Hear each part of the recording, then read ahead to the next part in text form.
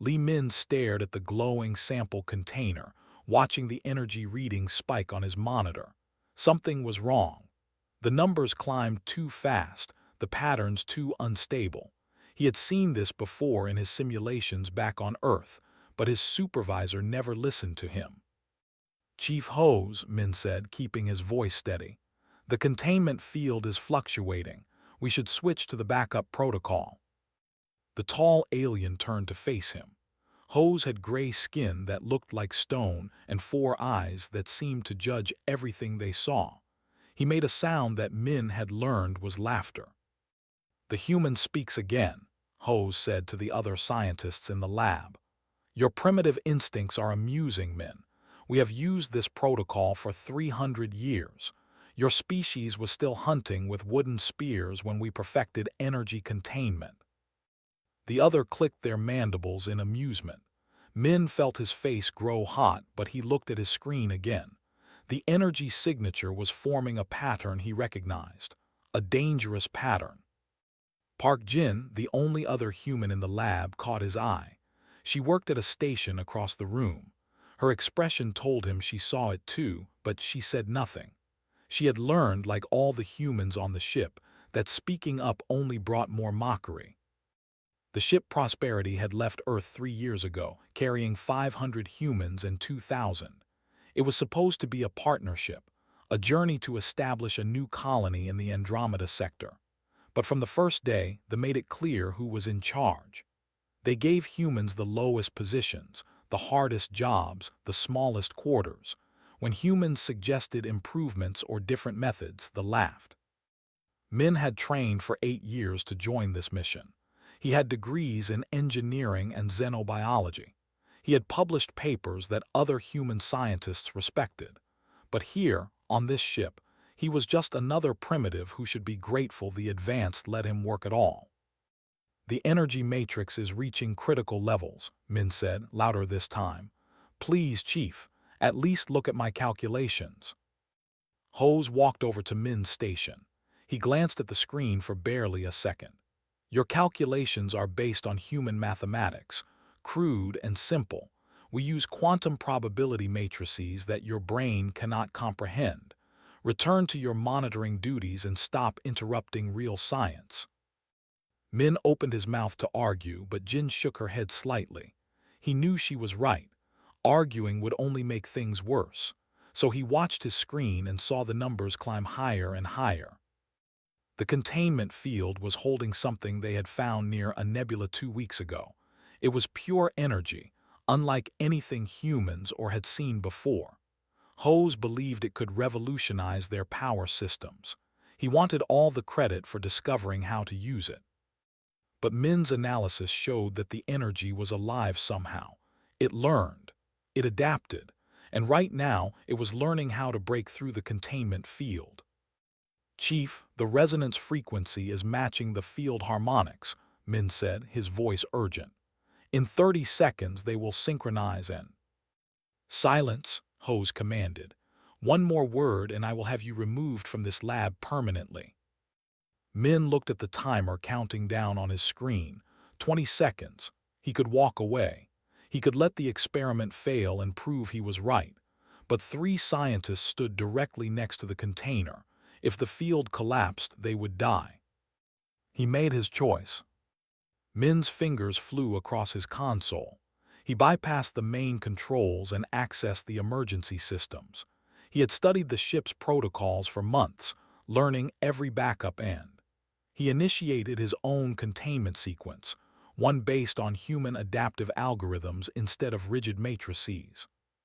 What are you doing? Hose shouted. The field collapsed. For a moment, the energy was free, expanding outward in a blast of white light. Then Min's backup field caught it, wrapping around the energy like a net that moved and shifted with its attempts to escape. But the damage was done. The initial collapse had released a pulse of energy through the lab. 3 scientists who had been closest to the container fell to the floor. The smell of burned flesh filled the air. Emergency alarms screamed through the ship. Min kept working, stabilizing his containment field, bringing the energy back under control. When it was finally safe, he looked up to see Hose staring at him with all four eyes blazing with rage. "You killed them," Hose said quietly. "You interfered with my protocol and murdered my colleagues." "No," Min said. "I tried to save them. Your protocol failed. I saw it failing and tried to." "You saw nothing. Your primitive mind panicked and you destroyed everything." Hose turned to the security officers entering the lab. "Arrest this human. He will answer for this crime." The next 2 days blurred together. Min sat in a holding cell while investigators examined the lab. Jin tried to testify on his behalf, explaining what she had seen. Other human crew members spoke up, saying that Min had been warning about the danger, but their words meant nothing. Commander, or the ship's captain, convened a tribunal. Min stood in the center of a large room while officers sat in judgment. They showed recordings from the lab, but the recordings had been edited. Min's warnings were cut out. It looked like he had simply attacked the controls without reason. "The evidence is clear," or announced. "The human Li Min deliberately sabotaged an experiment, resulting in the deaths of 3 scientists. For this crime, he cannot remain on this ship. We have detected a habitable planet nearby. He will be exiled there." "This is murder," Jin shouted from the crowd. "You are sending him to die." "We are showing mercy," or said. "On his crime would mean execution. Instead, we give him a chance to survive. If he is as clever as humans believe themselves to be, perhaps he will live long enough for rescue, though I doubt it." They gave Min 2 days to prepare. He was allowed 1 bag of supplies, basic survival equipment, and 30 days of rations. The ship's sensors showed that the planet, 442D, had breathable air and water, but also large predators and poisonous plants. No intelligent life. No cities or shelters. Just wilderness. On the last night, Jin came to his cell. The guard allowed her 5 minutes. "This is wrong," she whispered, tears in her eyes. "Everyone knows it is wrong." "They do not care," Min said. "To them, we are just tools. Useful sometimes, but easily replaced." "I will keep fighting. I will make them see the truth." Min took her hand. "No, keep your head down, stay safe. Do not become the next target." "What will you do?" He looked at the small window in his cell, at the stars beyond. "I will survive. And if I do, I will make sure this never happens to another human." The next morning, they took him to the shuttle bay.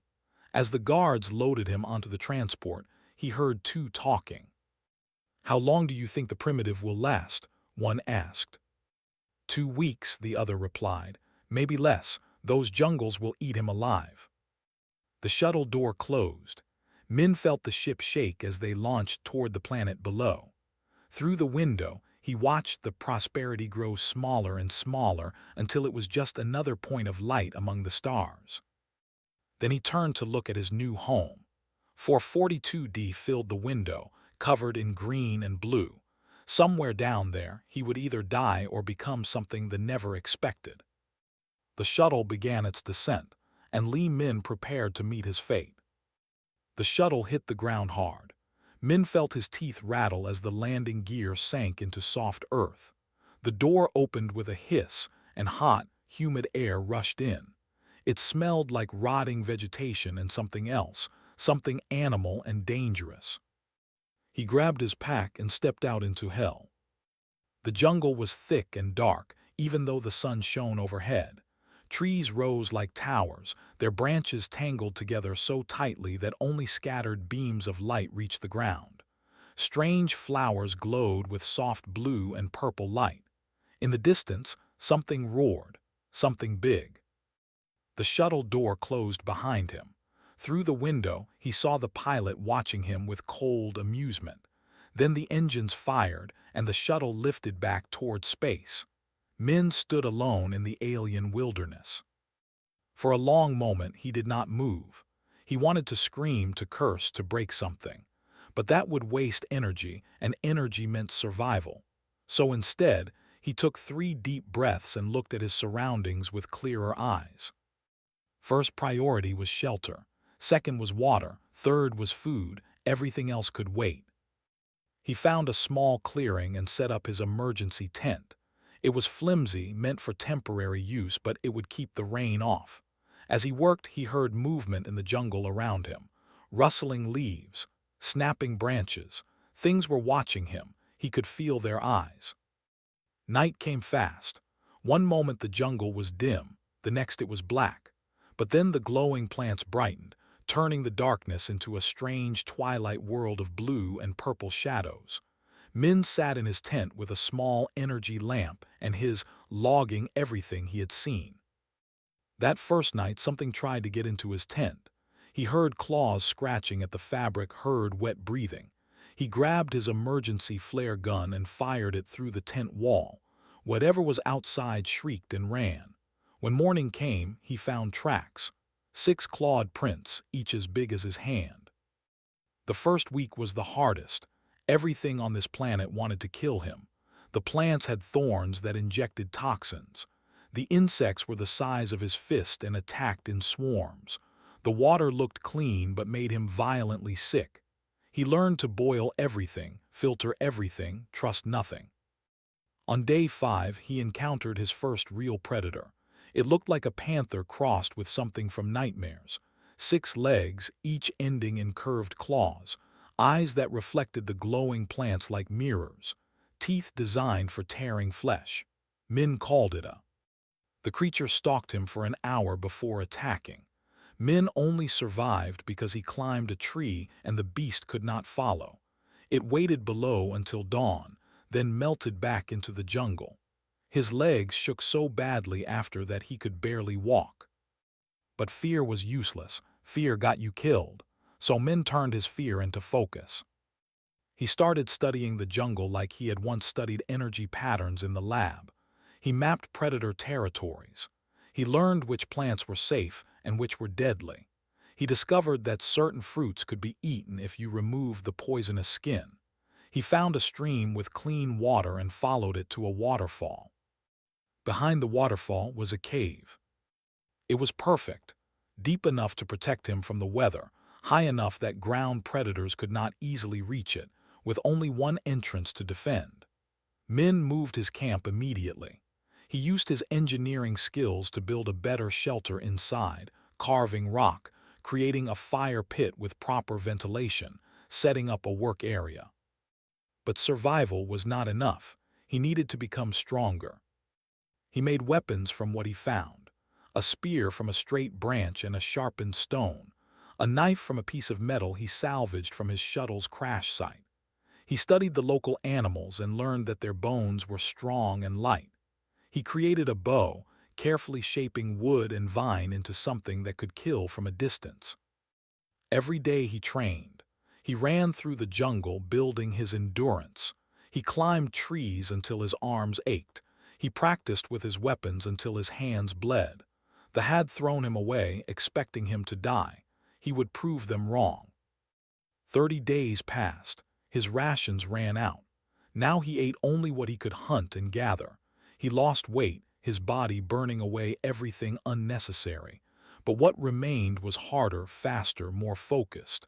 He was becoming something different, something the soft life on the ship had never allowed. On day 42, he made a discovery that changed everything. He had been tracking a, trying to understand its hunting patterns when he noticed something strange. The creature always avoided a particular area of the jungle. When Min investigated, he found that the area had a strange feeling to it. His hair stood up. His skin tingled. He checked his and found electromagnetic readings far stronger than they should be. He followed the readings deeper into the jungle. The glowing plants here were different, brighter, arranged in patterns that looked almost deliberate. And then he saw it, half buried under centuries of growth. Metal smooth and dark, not corroded by time. Technology. Min's heart raced as he began clearing away the vines. The metal formed a wall, and in that wall was a door. Symbols covered the door's surface, symbols unlike anything or human. He touched them and they lit up, responding to the warmth of his hand. The door opened. Inside was darkness, but not empty darkness. Lights began flickering on, old systems waking from a long sleep. Min stepped into a corridor that stretched deep underground. The walls were covered in more symbols. The air was stale but breathable. He walked for 10 minutes before reaching a large chamber.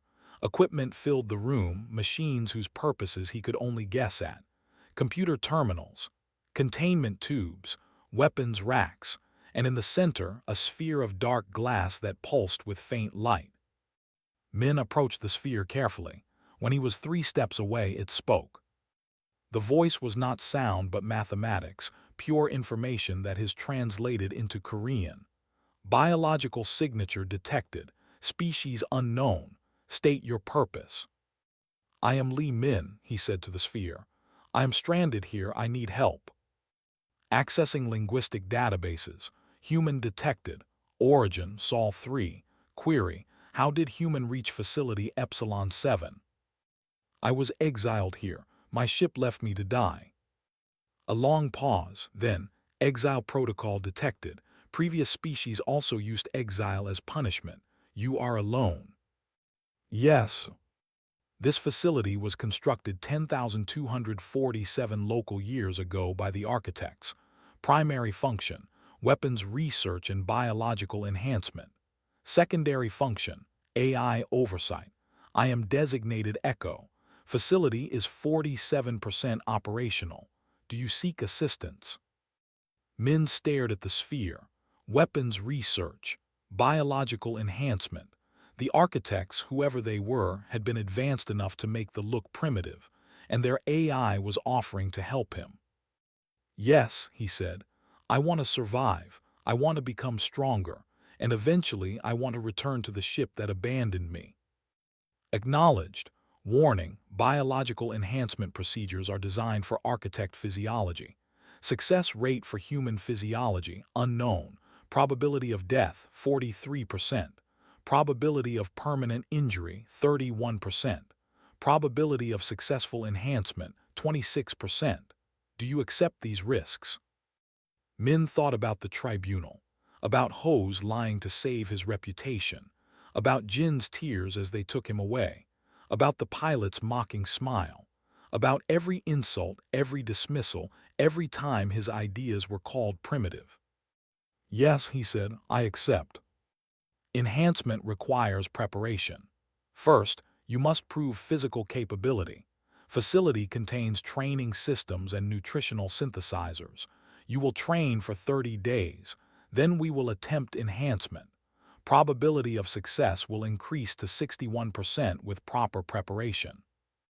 Over the next weeks, Min split his time between the jungle and the facility. In the jungle, he hunted and built his survival skills. In the facility, he worked with Echo to understand the architect technology. The AI taught him about energy systems, biological enhancement, weapons that could reshape matter, armor that adapted to threats. Echo also told him about the architects themselves. They had been peaceful once, explorers like the humans wanted to be. Then they encountered a threat, something Echo would not or could not explain. The architects had built facilities like this one across 100 worlds, trying to develop weapons to survive. But in the end, they vanished anyway. Only their technology remained. Why help me? Min asked one day. My programming includes a directive to assist species facing extinction-level threats. Your exile, while not species-wide, represents individual extinction threat. Additionally, your species shows promise. You adapt. You create. You refuse to surrender. These are valuable traits. On day 80, Min killed his first. He used strategy, traps, and his enhanced weapons to corner the beast. When it was over, he stood over the creature's body, breathing hard but alive. He had faced his nightmare and won. That night, as he sat by his fire in the cave, Min realized something. They had tried to destroy him by leaving him here. Instead, they had given him exactly what he needed: time, space, motivation, and now ancient technology that could make him into something they would never expect. He looked at his reflection in a pool of water. His face was harder now, burned dark by the sun. His eyes held a focus they never had before. He was not the same man who had been exiled. That man was dead. What remained was something new, something dangerous. Tomorrow, he would return to Echo and begin the enhancement process. If he survived, he would be ready to face not just the jungle, but everything that came after. The fire crackled.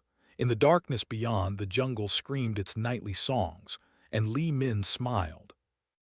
Min stood in front of the enhancement chamber, his heart pounding. The machine was a cylinder of dark metal, tall enough for him to stand in, with millions of tiny ports lining the inside surface. Glowing tubes connected it to massive power systems that hummed with barely contained energy. "Final confirmation required," Echo said, the AI's voice calm and neutral. "Once the process begins, it cannot be stopped.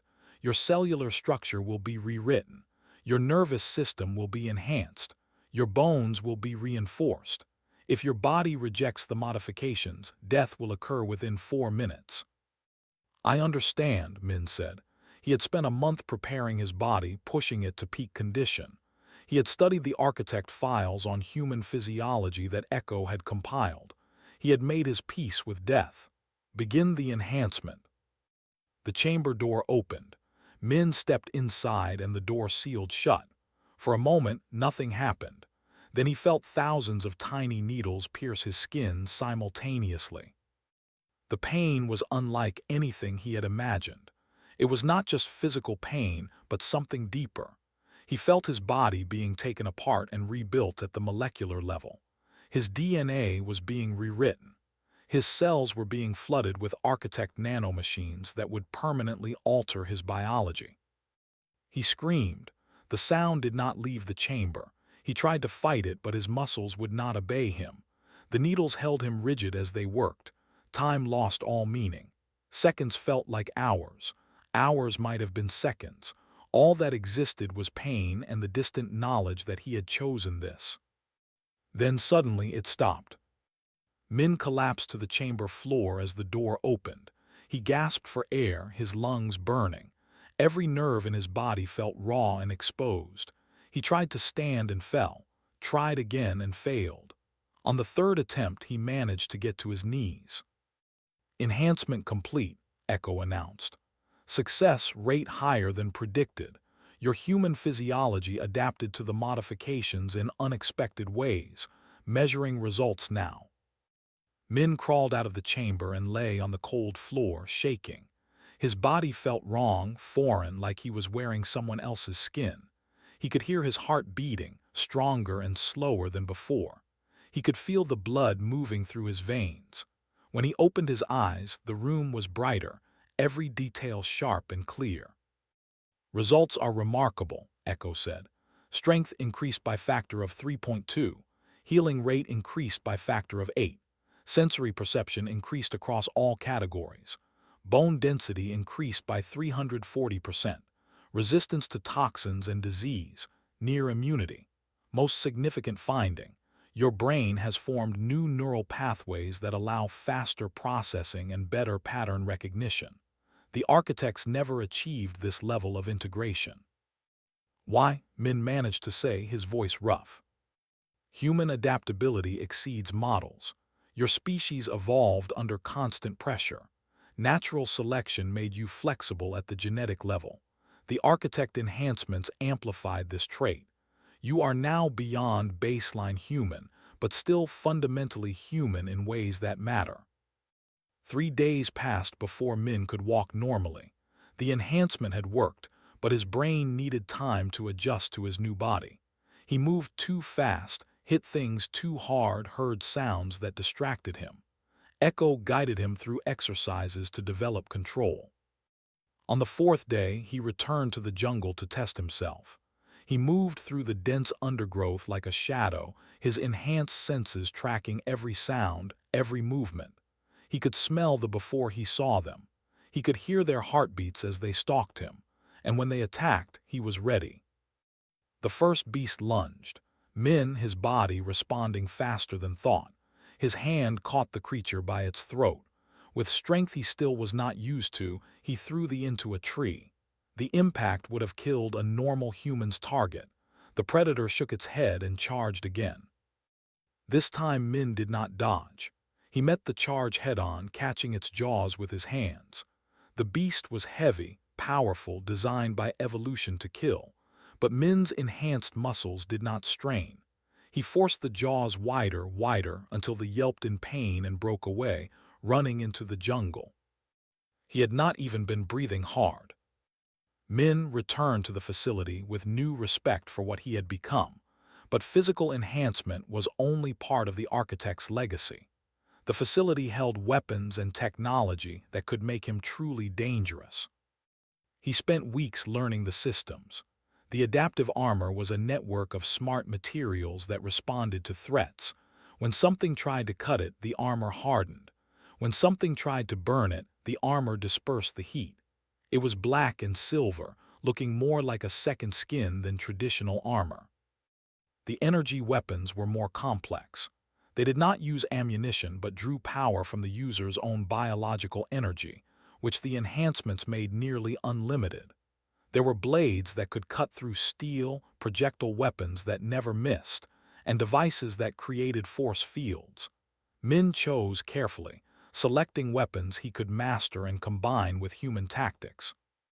The most valuable tool was the cloaking system. It used quantum probability to make the user nearly invisible. Sensors could not detect it. Eyes could not see through it. Even the advanced technology would be blind to it. "You are preparing for war," Echo observed one day. "I am preparing for justice," Min corrected. "They believe they are superior because they have better technology. I will show them that technology without wisdom is just expensive failure." He created a training program that combined everything he had learned. Every morning he ran 20 kilometers through the jungle, his enhanced body never tiring. He practiced with the architect weapons until their use became instinct. He studied the combat tactics from Echo's database, learning their strengths and weaknesses. They fought in predictable patterns. They relied on overwhelming firepower and energy shields. They attacked in formation and expected their enemies to do the same. They had never faced an opponent who used guerrilla tactics, who struck from shadows and vanished before retaliation. Min also improved the facility systems. Using his engineering knowledge and architect technology, he built better power generators, enhanced communication arrays, and automated defense systems. The facility became his fortress, hidden from sensors, protected from assault. 4 months after his exile, Min tested himself against a full pack of. There were 7 of them, working together with frightening intelligence. They separated him from his cave, cut off his escape routes, and attacked from multiple directions. The old Min would have died in seconds, but he was not that man anymore. He moved through the pack like death itself. His enhanced speed let him dodge their attacks. His enhanced strength let him break their bones with single strikes. His enhanced senses told him where each beast was, even the ones trying to flank him. In 5 minutes it was over. The pack lay dead or dying around him. He took a tooth from each beast, trophies to remind him how far he had come. Then he carried the bodies back to his cave. Nothing in this jungle went to waste. That night as he sat by his fire, Min felt something shift inside him. He was ready. His body was a weapon. His mind was sharp. He had mastered technology that they could not imagine. It was time to plan his return. Echo helped him locate the Prosperity. The ship was still traveling toward the Andromeda sector, on schedule and unaware that the exile they had abandoned was alive. The facility had a small spacecraft in storage, old but functional. With architect technology, Min could upgrade it into something formidable. He spent 6 weeks rebuilding the ship. He added architect shielding, weapons, and most importantly, stealth systems that would make him invisible to sensors. The ship was small, designed for one person, but it was fast and nearly indestructible. He named it the Ghost Blade. Echo uploaded itself into the ship's computer system. The AI had decided that Min's mission aligned with its directives. Besides, Echo admitted watching humans proved interesting. They did unexpected things. That made them valuable. On day 220 of his exile, Min stood at the entrance to the facility one last time. He wore the architect armor, carried weapons that could pierce shields, and held knowledge that made him more dangerous than any normal human. But he also carried something else: purpose. He was not returning to the prosperity for revenge. Revenge was emotional, messy, unfocused. He was returning for justice, to prove that the judgment had been wrong, to ensure no other human suffered what he had suffered, to show an arrogant species that being human was not primitive but powerful in ways they could never understand. "Are you ready?" Echo asked as he climbed into the ghost blade. Min thought about the man who had been exiled 7 months ago. That man had been angry, hurt, lost. This man was something different, stronger, smarter, forged by fire and pain into a weapon with a singular purpose. "Yes," he said, "let's hunt." The ghost blade lifted from the jungle floor, its engines barely making a sound. It climbed through the atmosphere, breaking free of the planet that had been his prison and his salvation. Below, 442D grew smaller, its jungles and caves and ancient ruins holding secrets the galaxy would never know. Ahead, somewhere in the darkness of space, the Prosperity traveled on, ignorant of what was coming. They believed they had thrown away a primitive. They would soon learn they had created something far worse. A human with nothing left to lose and everything to prove. The hunt had begun. The ghost blade cut through space like a knife through water. Min sat in the pilot's seat, watching the stars stream past. 3 weeks had passed since he left 442D. 3 weeks of planning, preparing, and slowly closing the distance to the Prosperity. "Target vessel detected," Echo announced. "Distance, 400,000 kilometers. Current heading matches projections. They have not altered course." "They do not know we are coming," Min said. "Can you access their communication systems?" "Yes, the Prosperity uses standard encryption, outdated by architect standards. I can monitor all transmissions without detection." For the next several hours, Min listened to the ship's communications. Most of it was routine, boring details about ship operations, but some messages made his blood boil. The human crew members were still treated as servants. Their quarters were still cramped. Their suggestions were still ignored. And there were new problems. 2 human engineers had been blamed for a coolant leak that was clearly caused by equipment failure. They were confined to their quarters. A human doctor named Wu had been reprimanded for questioning a medical procedure that later proved harmful to human patients. Jin's voice appeared in several transmissions. She had been moved to an even lower position, cleaning waste recycling systems. Punishment for speaking up at Min's tribunal. They were making an example of her. Min's hands tightened on the controls. He had been right to come back. "Echo, I need to send a message. Can you route it through their secure channels so it appears to come from inside the ship?" "Affirmative. Specify recipients." "Send it to Park Jin only. She needs to know I am alive." Min composed a short message. "The exile returns. Stay ready. Trust no one. Justice comes at dawn." Hours later, Echo intercepted Jin's response. It was just 2 words. "We're ready." "We not," Min smiled. Jin had not been waiting alone. When the ghost blade came within detection range, Min activated the cloaking system. The ship vanished from every sensor, every scanner, every detection grid the possessed. To them, it was as if he did not exist. But they knew something was wrong. Commander or sent out patrol ships to investigate strange energy readings in the area. 6 fighters spread out, searching for threats that their instruments could not find. Min chose the farthest patrol ship and approached it carefully. When he was close enough, he deactivated the cloak for exactly 2 seconds, just long enough for the pilot to see him. Then he vanished again. The pilot's panicked transmission reached the Prosperity immediately. Unknown vessel detected. Configuration matches no known species. Attempting to engage. Min did not engage. He circled the patrol ship, letting the pilot fire wildly at empty space. Then he used an architect weapon that generated an electromagnetic pulse. The patrol ship's weapons died. Its engines sputtered. Its shields collapsed. But the life support remained functional. The pilot was unhurt, just helpless. Min repeated this with all 6 patrol ships. One by one, he disabled them without causing casualties. He wanted the confused and frightened not dead. Not yet. Then he sent a message to Commander, or he did not use encryption or hiding. He wanted every crew member to hear it. Commander, or this is Lee Min. The human you exiled to die, I have returned. I am coming aboard your ship at 600 hours tomorrow, alone. I suggest you prepare. The Prosperity erupted in chaos. Min listened as officers shouted orders, as defensive systems powered up, as are called an emergency meeting.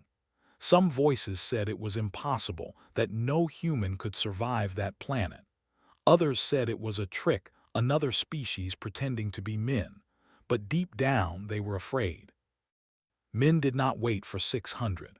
At 200, while most of the crew slept, he brought the ghost blade alongside the Prosperity's hull. Using architect technology, he cut through the outer plating without triggering any alarms. He entered through a maintenance corridor that was not monitored because they believed their hull was impenetrable. Once inside, he moved like a ghost. The cloaking system made him invisible. His enhanced senses told him where guards were stationed. He avoided them all, making his way deeper into the ship. He planted small devices as he moved. Monitors, listening tools, devices that could override ship systems when activated. Echo guided him through the ship's layout, avoiding crew members slipping through shadows. Min reached the human quarters. Most humans were asleep, but a few were awake, talking in whispers about his message. He found Jin's room and left a note where only she would find it. Stay ready. Do not act until I give the signal. Trust the process. Then he visited other locations. The bridge, the armory, the security center. Everywhere he went, he left his marks, preparing the ship for what would come. At 5:30, he returned to the hangar bay. This was the largest open space on the ship, perfect for what he planned. He deactivated his cloak and waited. At 600 exactly, the hangar doors opened. 50 soldiers poured in, weapons raised, shields active. They surrounded him in a perfect formation. Behind them came Commander, or flanked by officers. Hose was there too, his 4 eyes filled with rage. The human returns, or said, his voice amplified through speakers. This is unexpected, also foolish. You are outnumbered and surrender immediately. Min stood calmly in the center of the hangar. He wore the architect armor, black and silver, marked with symbols they did not recognize. He carried no visible weapons. He did not look afraid. I have not come to surrender, Min said. I have come to correct an injustice. Commander, or you exiled me based on lies. Ho's evidence to hide his own failure. 3 scientists died because of his arrogance, not my actions. I am here to prove this. More human lies, Ho snarled. Soldiers, take him. 20 soldiers moved forward. Min did not move until they were 5 meters away. Then he acted. His speed was inhuman. One moment he stood still, the next he was among them. His enhanced body moved faster than reactions could follow. He struck with precise, controlled force, hitting nerve clusters, breaking weapons, collapsing shields. He did not kill. Each strike was designed to incapacitate without permanent harm. In 30 seconds, 20 soldiers lay on the floor, groaning but alive. Their weapons were broken or scattered. Their pride was shattered. Send more, Min said calmly. I can do this all day. Or's expression shifted from confidence to concern. What are you? I am human, but I am also proof that you underestimated us. You called us primitive, weak, inferior. You mocked me while I was alone. Now I hunt back. The remaining 30 soldiers opened fire. Energy bolts filled the hangar, but Min had already activated his shield. Architect technology absorbed the impacts, converting kinetic energy into harmless light. He walked through the barrage like it was rain. Then he began to fight in earnest. He moved between the soldiers like water, his strikes precise and devastating. He used their own tactics against them, exploiting the rigid formations they relied on. When they tried to surround him, he broke through their lines. When they tried to trap him, he used his environment, bouncing off walls, using cargo containers as weapons. There were trained soldiers with advanced technology, but they were fighting an enemy who combined that technology with human adaptability and centuries of architect knowledge. They never had a chance. 5 minutes later, all 50 soldiers were down, not dead but defeated, broken, humiliated. Min stood in the center of the hangar, barely breathing hard. He looked up at Commander Orr. "I could kill you all," he said quietly. "I have the capability, but I am not here for slaughter, I am here for truth. Echo, show them." The AI activated the monitors Min had planted. Screens throughout the ship lit up with the original recordings from the accident. Unedited. Complete. Showing clearly how Min had tried to warn Hose. Showing how Hose had ignored him. Showing how the protocol failed and Min's backup protocol had saved the energy sample. Then Echo showed more. Communications between Hose and Orr discussing how to blame Min, records of 17 other incidents where humans had been blamed for mistakes. Medical reports showing how treatments had harmed human crew members. Personnel files showing systematic discrimination. The evidence played on every screen in every room. Every crew member human and saw the truth. "This is fabricated," Hose shouted. "Computer tricks." "Then explain the quantum signatures," Min said. "Echo, are these recordings authentic?" "Affirmative," Echo's voice echoed through the ship. "All recordings retrieved from the Prosperity Zone secure databases. Quantum signature verification confirms authenticity. No alterations or fabrications detected." Human crew members began gathering at the hangar entrance. Jin was among them. So were others who had suffered under arrogance. They watched as their tormentor stood exposed. "Commander Orr," Min said, "you have a choice. Acknowledge the truth and make things right, or I broadcast everything to the Galactic Council, along with proof that I survived your murder attempt using technology you cannot match. Your empire's reputation will be destroyed. Your entire mission will be recalled in disgrace." Or looked at his defeated soldiers, at the evidence displayed on every screen, at the human crew members staring at him with eyes that demanded justice. For the first time, the proud commander looked uncertain. "What do you want?" he asked quietly. Min smiled. It was not a kind smile. "I want the tribunal that exiled me reconvened, this time with real evidence, this time with consequences." The assembly hall of the Prosperity had never been so full.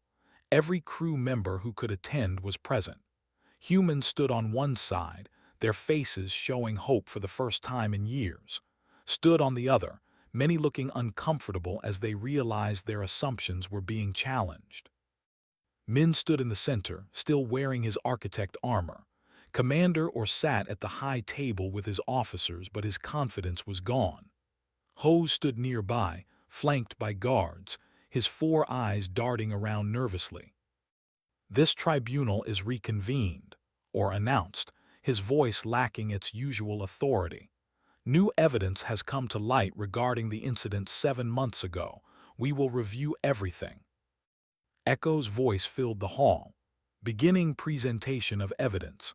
All data is sourced from the Prosperity Zone systems and through quantum signature analysis. Falsification is impossible." The screens showed everything. The original experiment, Min's warnings, Hose dismissing him, the containment field failing exactly as Min predicted, the emergency protocol that saved the energy sample and prevented worse damage. Then the edited versions Hose had submitted to the original tribunal, with timestamps showing when the alterations were made. "The evidence is clear," Min said. "I tried to prevent the accident. Hose ignored me because accepting advice from a human would damage his reputation. When his protocol failed and his colleagues died, he blamed me rather than admit his mistake." "This proves nothing," Hose shouted. "You could have planted this evidence with your alien technology." "The quantum signatures are from before my exile," Echo responded calmly. "I cannot alter historical data. These recordings existed in your database for 7 months. You simply hid them." Min turned to address the whole assembly. "But this is not just about one incident. Echo, show them the pattern." The AI displayed 17 more cases. A coolant leak blamed on human engineers when the fault was equipment. A navigation error blamed on a human pilot when the charts provided were incorrect. Medical mistakes, safety violations, equipment failures. In every case, humans were blamed and escaped responsibility.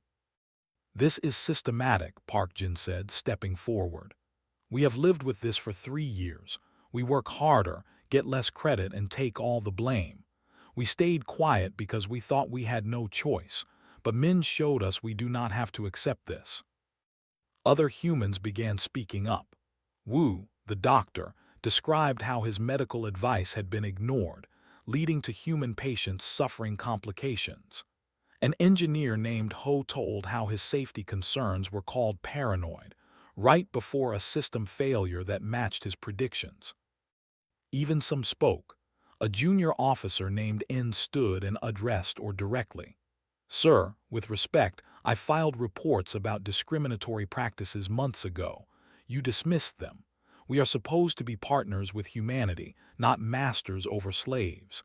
This dishonors everything our empire claims to represent." Or's face darkened with anger, but he could not argue. The evidence was overwhelming. The testimonies were consistent. And most damning of all, a human they had left to die now stood before them, enhanced beyond their capabilities, holding technology they could not match. "What would you have me do?" Or asked quietly. "Justice," Min said. "Real justice. Not justice or human justice, just justice. Hose should face consequences for his actions. The humans he falsely accused should be exonerated, and the system that allowed this must change." "You demand we change our entire command structure." "I demand you honor the partnership you promised. Humans are not servants. We are not inferior. We are different, and that difference makes us valuable. You rely on your technology and forget how to adapt. We adapt because we must. Together, we could be stronger. Separately, you will always underestimate us." Min walked closer to the high table. "I survived a planet that should have killed me. I mastered technology your scientists would need decades to understand. I infiltrated your ship and defeated your soldiers without killing anyone. I did this alone, without resources, using only human determination and creativity. Imagine what we could accomplish if you treated us as equals instead of primitives." The hall was silent. Every eye watched or waiting for his response. The commander looked at Min, at the defeated guards still recovering in the medical bay, at the evidence displayed on every screen. Then he looked at his own officers, seeing doubt on faces that had always shown him loyalty. Finally, he spoke. "Hose, you are hereby stripped of your position. You will be confined to quarters until we reach the next, where you will face formal charges. The humans falsely accused in all 17 cases are exonerated and will receive back pay and formal apologies." He stood, drawing himself up to full height. "Furthermore, I am implementing new policies effective immediately.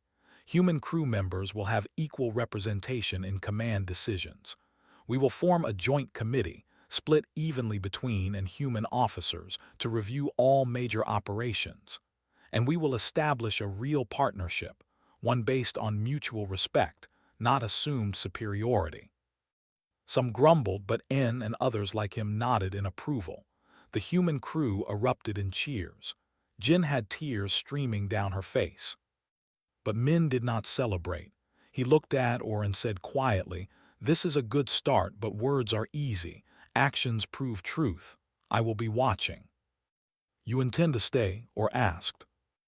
"No, I cannot stay here. Too much has happened. But I am not disappearing either. Echo and I will establish ourselves as independent observers. We will visit human colonies, investigate complaints, ensure that what happened to me never happens to another human. Consider us the conscience you tried to exile. And if we refuse this arrangement?" Min smiled coldly. "Then I share everything with the Galactic Council. Every species will know that the Empire attempted murder when their lies were exposed. Your reputation will be destroyed. Your colonies will question your leadership. Your empire will fracture. Or, you accept that humanity deserves respect and we move forward as true partners." Or understood the threat. More importantly, he understood he had no leverage. "Very well, you may operate independently, but know this, human. What you have accomplished is remarkable, but do not let it make you arrogant." Arrogance led Hose to his downfall. "I learned many lessons on that planet," Min said. "Arrogance was not one of them. I learned survival, adaptation, justice. And most importantly, I learned that being underestimated is sometimes the greatest advantage." After the tribunal, Jin found Min preparing the ghost blade for departure. She hugged him tightly, neither caring about the guards watching. "You came back," she whispered. "You survived and came back. I promised myself I would ensure no human suffered my fate. That promise is not complete. This ship is just one problem. There are human colonies across this sector facing similar prejudice. I need to help them too." "Then take me with you." Min shook his head gently. "No, you need to stay here. You and the others will hold or to his word. Make sure the new policies are followed. Be the voices that cannot be silenced. That is just as important as what I will do." "What will you do?" "I will be what they created when they tried to destroy me. A hunter, but I will hunt injustice, not people. Wherever humans need help, I will be there. They will call me the ghost, I think. A legend that haunts those who abuse power." Jin smiled through her tears. The exile who became a legend. Hose must hate that. Hose hates that he was wrong. That is punishment enough. The ghost blade departed from the Prosperity 12 hours later. The human crew lined the observation windows, watching their champion leave. Some watched too, with new respect in their eyes. They had learned an important lesson about underestimating others. Min set course for the outer colonies, where Echo had detected distress calls from human settlements. There was work to be done, justice to deliver, hope to provide. 3 years later, stories about the ghost spread through human colonies across space. A mysterious figure who appeared when humans faced injustice. Sometimes he came alone, sometimes with others he had recruited. He never stayed long, never asked for payment, never sought glory. He simply ensured that humans were treated fairly, that their voices were heard, that their worth was recognized. The Empire reformed many of its policies. Other alien species began to question their own treatment of humans. Slowly, painfully, the galaxy began to see humanity not as primitives, but as partners with unique strengths. Back on the Prosperity, Jin became the first human second in command. She worked with officers who had learned to value human input. When young humans joined the crew, she told them the story of Li Min, the engineer who was mocked and exiled but who returned to change everything. And somewhere in the darkness between the stars, Min received another distress call. A human mining colony was being exploited by its alien overseers. Workers were suffering, their complaints ignored, their safety compromised. "Course laid in," Echo announced. "Estimated arrival in 4 days."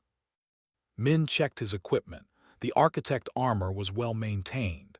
His weapons were ready. His mind was focused. He had been alone when they mocked him. Now he hunted, and he was never truly alone. Every human who stood up for themselves, every colony that demanded fair treatment, Every voice that refused to be silenced was hunting with him. "Let's go," he said. "Someone needs our help." The ghost blade vanished into the void, a phantom ship carrying a legend who proved that being human was never a weakness. It was a strength that even exile could not break, that even death could not claim, that even the whole galaxy was learning to respect. They had mocked him while he was alone. They had tried to destroy him, discard him, forget him. Instead, they had created exactly what they feared most: a human who refused to accept their judgment, who turned pain into power, who hunted back with a vengeance wrapped in justice. And the hunt would continue until every human could stand with dignity, until every voice was heard, until no one would ever again underestimate what it meant to be human. The exile had become the legend, the hunted had become the hunter, and the galaxy would never be the same.